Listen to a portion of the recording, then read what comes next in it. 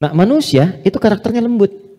Makanya saking lembutnya Allah tanamkan kecintaan kepada anak yang baru dilahirkan. Anak siapapun itu. Orang pasti senang.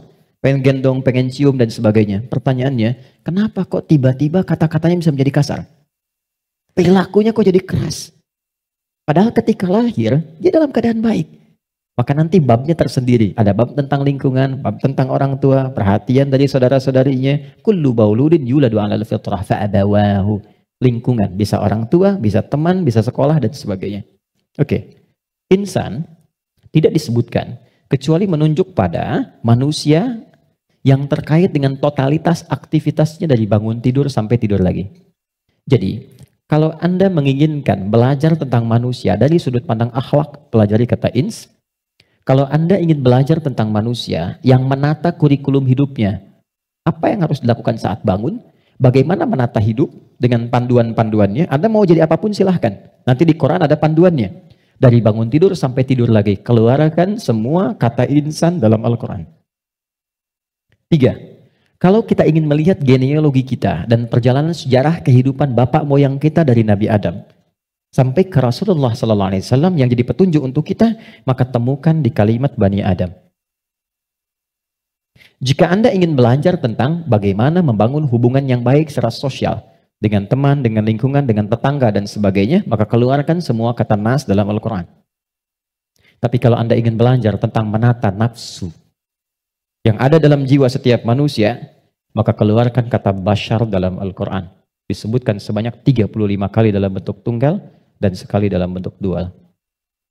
Nah, ketika Allah menyampaikan pertama kali penciptaan manusia, yang disebutkan kalimatnya bashar.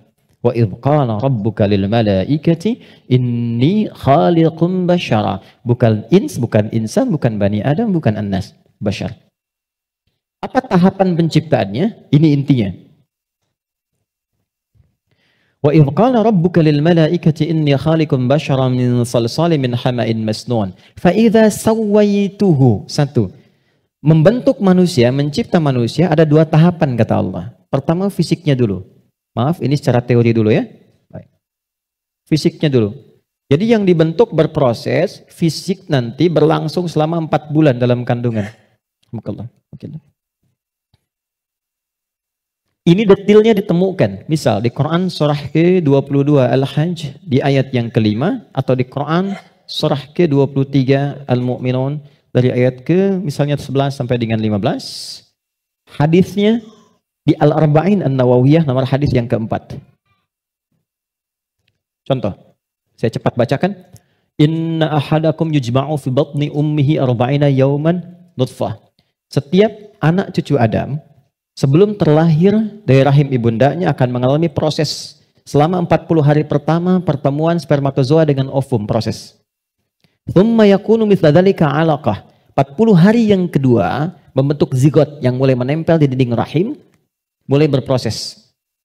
Thumma yakunu mithla dzalika mudghah. 40 hari ketiga berbentuk mulai ada daging keratan, mudghah.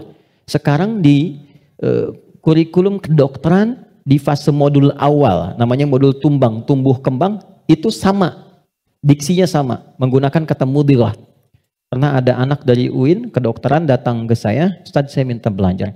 Saya bilang, Anda dari mana? Kedokteran. Berikan dulu semua modul Anda ke saya untuk saya pelajari dan saya belajar dari Anda, baru kemudian Anda boleh belajar dari saya.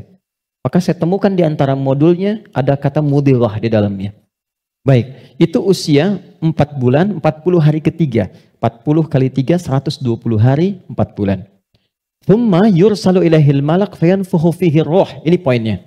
Di usia 4 bulan ini, barulah diperintahkan oleh Allah ditiupkan roh.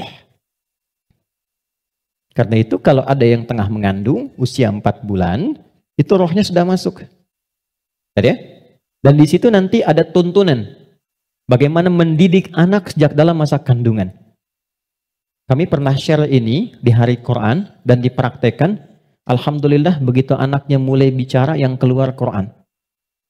Dan setelah itu dicek kemudian oleh ustadz yang mengecek ternyata telah hafal Quran 30 juz. Dalam baru bicaranya itu. Lalu diurutkan 3 tahun usia hafalan, 3 tahun usianya hafal Quran 30 juz. Di antara amalannya Quran surah ke-7 ayat 189. Falamma taghasyaha hamalat hamlan khafifa famarrat bi sampai ke ujung ayatnya da'amallaha rabbahuma la in ataitana salihah lanakunanna minasyakirin. Jadi kalau ada yang sedang mengandung, di antara sunnah membacakan untuk anak itu suami istri. Bukan hanya istri saja, suami saja. Suami istri berdoa, itu doanya ada di Quran surah 7 ayat 189. Satu ayat ini saja. Ya, secara singkat. Saya agak cepat, roh ditiupkan. Nah, roh ini sumber kehidupan. Saya mau tanya begini, maaf ya, ini saya sederhanakan sekali. Kalau roh sumbernya dari mana? Halo? Roh sumbernya dari mana? Allah, oke? Baik, sumbernya dari Allah. Tahu dari mana? Quran surah ke-17 ayat 85. Wa yas'alunaka 'anir ruh qulir ruhu min amri Rabbi. Karena roh sumber kehidupan langsung yang ditiupkan pada fisik. Jadi generator kehidupannya di sini. Kalau nggak ada roh, nggak akan bergerak ini. Makanya orang meninggal, dicabut rohnya, sudah nggak bisa bergerak lagi. Nah, sumber roh itu sumber kehidupan dari Allah. Baik, sekarang saya tanya, kalau Allah maha baik tidak? Ada aibnya tidak? Ada cacatnya tidak? Lihat, kumpulan semua kebaikan, jika dikumpulkan, jujur, sabar, misalnya kan, kalau kita kumpulkan sifat-sifat baik itu, semuanya itu akumulasinya disebut dengan takwa namanya. Karena Allah itu maha baik, nggak ada cacatnya, maka semua yang bersumber dari Allah pasti semuanya baik. Dan membawa sifat-sifat kebaikan. Perhatikan, fokus. Roh ini ketika ditiupkan, masuk ke dalam fisik manusia usia 4 bulan, dia membawa sumber-sumber kebaikan. Karena datangnya langsung dari Allah, diperintahkan masuk, maka membawa akumulasi kebaikan. Maka selain roh ini masuk ke dalam fisik, dia juga membawa potensi-potensi kebaikan yang disebut dengan takwa. Ini fa'alhamaha fujuraha takwa. Pelan-pelan. Kalau fisik ini langsung dari Allah atau ada proses dulu? Terbayang nggak maksudnya? Kalau roh itu kan langsung kan? Allah firmankan, masuk kan? Kalau fisik langsung tercipta ada proses dulu? Proses. Tadi kan sampai 4 bulan demikian. Sebelumnya ada proses dan sebagainya. Proses kan? Karena proses didahului dengan ikhtiar, maka tidak sama sifatnya dengan takwa. Dia membawa sifat bawaan disebut dengan fujur. Sekarang perhatikan, saya ilustrasikan. Bismillah. Ini ada gelas. Oke, kosong ya. Ini kalau kalau saya isi air bening, ya kosong kan? Saya bukan ingin sulap ya, cuma ingin tunjukkan. Kalau ini saya isi air bening nih, bening, oke? Bening. Lalu saya campur dengan kopi. Jadi apa warnanya? Oke, berubah warna kan? Intinya hitam misalnya. Saya kasih susu, berubah warna kan? Baik ya? Maka perhatikan baik-baik. Kalau kita ilustrasikan, ini ada tempat, dimasukkan kemudian air bening. Gambarkan yang bening itu takwa ini. Jelas? Takwa itu tadi sifat yang melekat kepada apa? Roh. Masih ingat? Kemudian dia bercampur dengan ini, sifat bawaan dari fisik. Kenapa saya sebut tidak langsung dari Allah, tapi melalui proses ikhtiar yang Allah tetapkan? Karena maaf sekali. Kenapa namanya disebut fujur? Karena ini berkumpul segala macam bentuk di sini.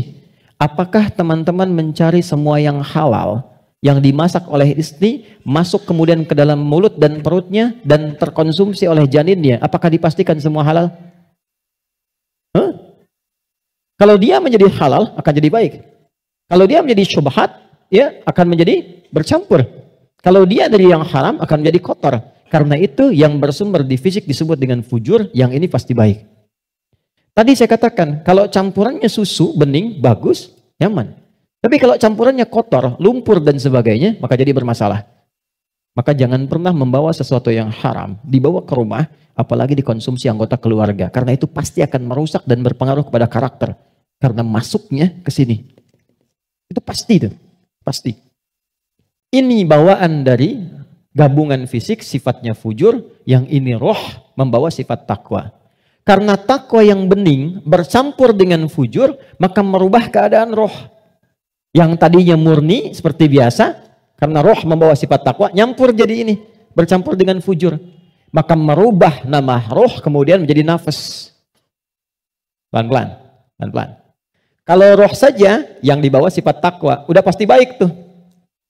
Tapi karena dia bercampur dengan ini, yang bahannya banyak tuh, ya, dan sifat fujur, maka berubah nanti dari sifat yang takwa ini bercampur dengan fujur, merubah nama roh saat masuk ke dalam tubuh, berubah menjadi nafas. Dari sini diserap ke dalam bahasa Indonesia menjadi nafas. Ya, maka dikatakan seseorang bisa bernafas ketika rohnya masuk.